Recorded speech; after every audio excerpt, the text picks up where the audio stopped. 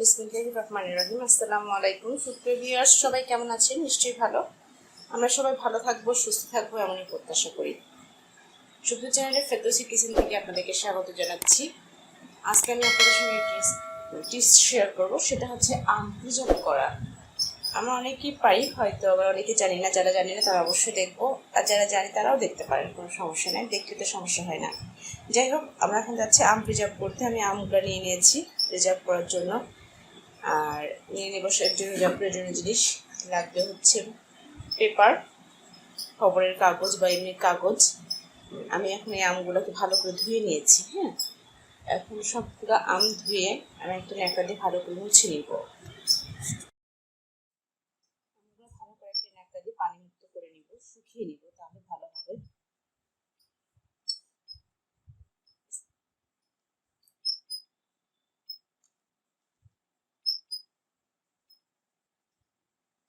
প্রত্যেকটা আম আমি পানি মুছে নিচ্ছি।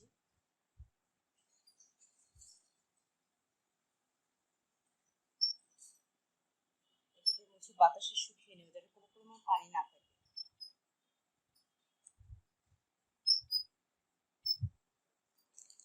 এখন আমি পেপারটাকে ছিঁড়ে নিব।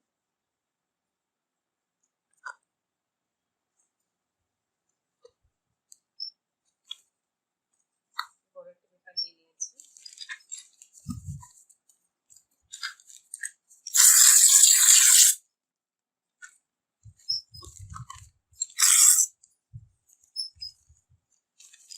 সুন্দর করে পেপারটি এভাবে এগুলো ডিপ ফ্রিজে রাখা যাবে।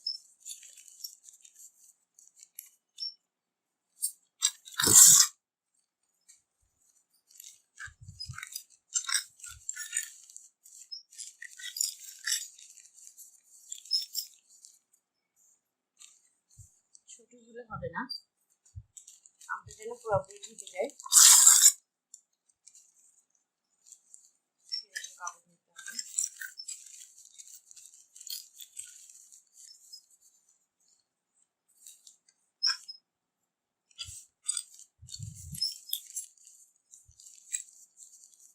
চারটা আম একটা ভ্যাকুয়াম প্যাকের দিয়ে নিব, কিংবা একটা পলি ব্যাগে ঢুকাতে পারেন। এরকম একটা ব্যাগ নিয়ে নিয়েছি, জিপার ব্যাগ।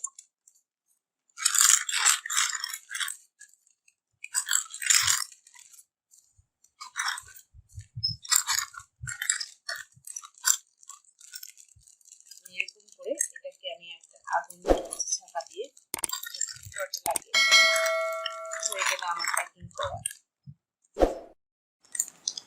কমপ্লিট করে ফেললাম। এইভাবে যদি আমরা প্যাকিং করে রাখি, তাহলে আমগুলো আমরা অনেকদিন প্রিজার্ভ করে খেতে পারবো, কোনো সমস্যা হবে না। হয়ে গেল একটা প্রসেস। মানে আরও কিছু আম নিয়েছি, এগুলো ছিলে নিব। এখন আমগুলো এক এক করে আমি ছিলে একটা প্লেটে রেখে নিব।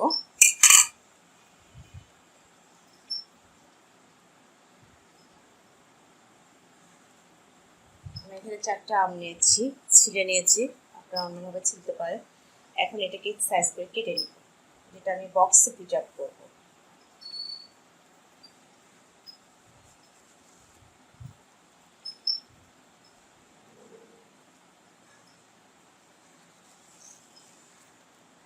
এখানে আমার কাছে একটা আম কাটা। এবার আমি একটা বক্সে নিচ্ছি,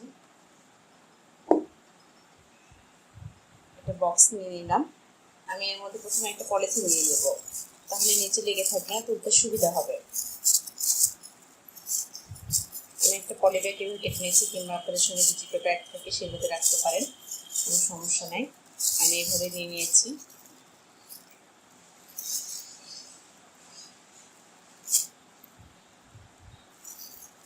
এইভাবে প্রত্যেকটা দিয়ে আমি আমার পলিথিনে রাখবো।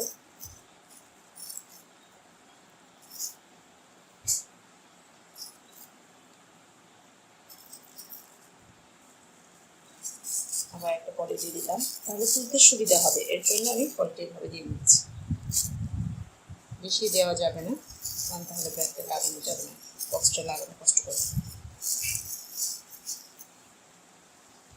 এইভাবে আমি পুরো বক্সটা রেখে দিলাম। এটা আমি ফ্রিজে রেখে দিব, বের করে 2-3 মিনিট পরে খেতে পারবো। এই যেভাবে হয়ে গেল দ্বিতীয় প্রসেস।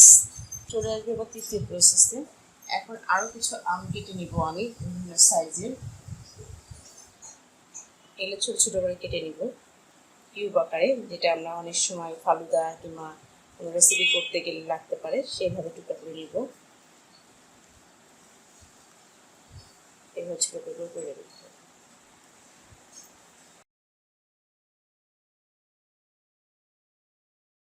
আসলাম অন্য প্রসেসে একটা এয়ার কন্টেনার বক্স নিয়েছি আমি, আর বিভিন্ন সাইজে আমগুলো কেটে নিয়েছি আমি। এটা আমরা বিভিন্নভাবে ইউজ করতে পারি। এর জন্য আমি এটার মধ্যে পলিব্যাগ সেট করে নিব একইভাবে। যতটুকু দরকার ঠিক সেই পরিমাণ করে আমি রেখে দিব।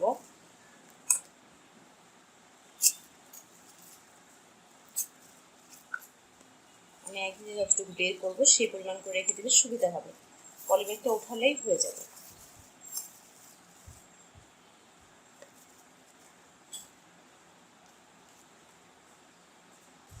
এটা দিয়ে রেখে দিব।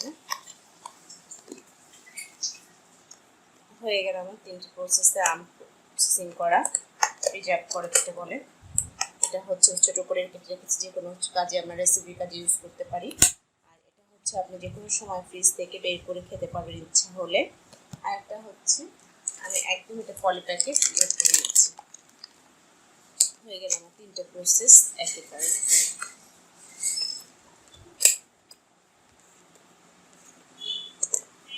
এভাবে করে আমরা সুন্দর করে বছরের আমগুলো নষ্ট না করে প্রিজার্ভ করে রাখতে পারি, অনেক দিন ধরে খেতে পারি। যখন সিজন থাকবে না, আনসিজন থাকবে, তখন আমরা খেতে পারবো।